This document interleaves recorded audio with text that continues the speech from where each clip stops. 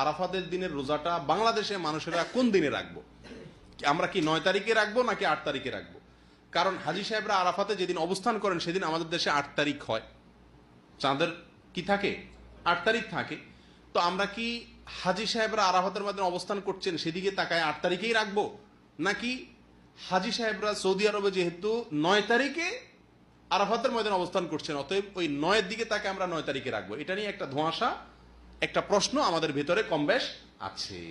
এই প্রশ্নের উত্তরে আমরা কি করব সে করণীয় ক্ষেত্রে আমি সংক্ষেপে বলতে চাই, এক্ষেত্রে ওলামায়ে কেরামের দুটি মত আছে এবং দুইটা মতই গবেষণামূলক।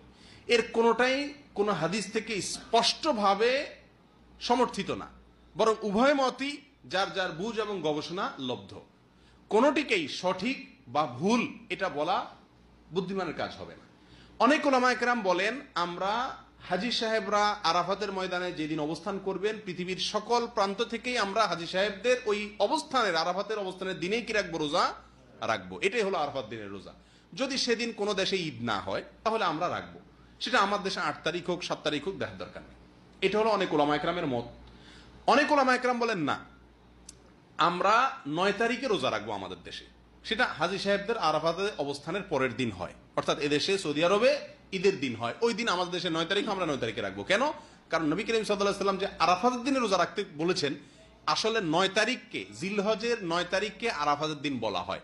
এখানে তারিখটা হলো উদ্দেশ্য, আরাফাতের দিন এটা হলো শুধুমাত্র নাম। জিলহজের 10 তারিখে ইয়মুন নাহর বলা হয়, জিলহজের 9 তারিখে ইয়মে আরাফা বলা হয়, জিলহজের 8 তারিখে ইয়মুত তারবিয়া বলে। এগুলো হলো এই দিনগুলোর এক একটা নাম। যেহেতু নবী সাল্লাল্লাহু আলাইহি ওয়াসাল্লাম আরাফার দিন রোজা রাখতে বলছেন, অতএব 9 তারিখে রাখবেন, এরকম একটা মত ওলামায়ে কেরাম বলেন।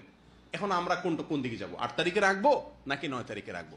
আমি বলি, যেহেতু কোন মতের পক্ষেই সুস্পষ্ট কোনো হাদিস নাই, অতএব আমাদের জন্য সবচেয়ে যুক্তিসঙ্গত হলো দোনো দিন রাখা, 8 তারিখে এবং 9 তারিখে রাখা। কারণ জিলহজের 1 থেকে 9 তারিখ পর্যন্ত এর প্রত্যেকটা দিনই আমাদের কম বেশ রোজা রাখার চেষ্টা করা উচিত।